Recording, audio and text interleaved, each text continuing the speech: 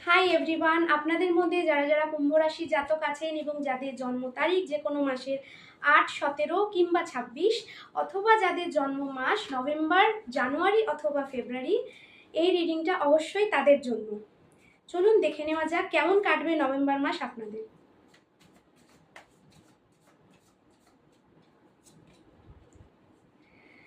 কুম্ভ রাশি জাতক জাতিকারা বহু প্রতীক্ষিত কোনো অপেক্ষার অবসান তাদের লাইফে ঘটতে চলেছে।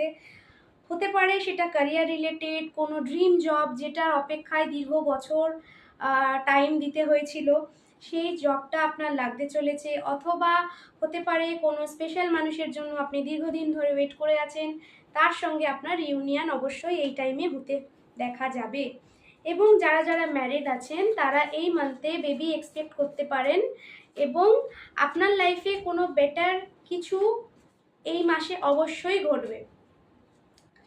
যদি কেউ বেড়াতে যাওয়ার প্ল্যানিং করে থাকেন তো একটুখানি ভেবেচিন্তে বেড়াতে যাবেন। স্পেশালি যারা পাহাড়ে বেড়াতে যেতে চাইছেন তারা এই টাইমটাতে যেতে পারেন অবশ্যই। সেটা তাদের সার্বিক গ্রোথের জন্য ভীষণ ইম্পর্টেন্ট হবে, এবং ভাগ্যের চাকা যেটা অনেক দিন ধরে থেমেছিল সেটা অবশ্যই নভেম্বর মাসে ঘুরবে। এবং এই রিডিংটাকে অবশ্যই ক্লেম করে নেবেন এবং আমাকে জানাতে ভুলবেন না আপনাদের মধ্যে কারা কারা কুম্ভ রাশির জাতক।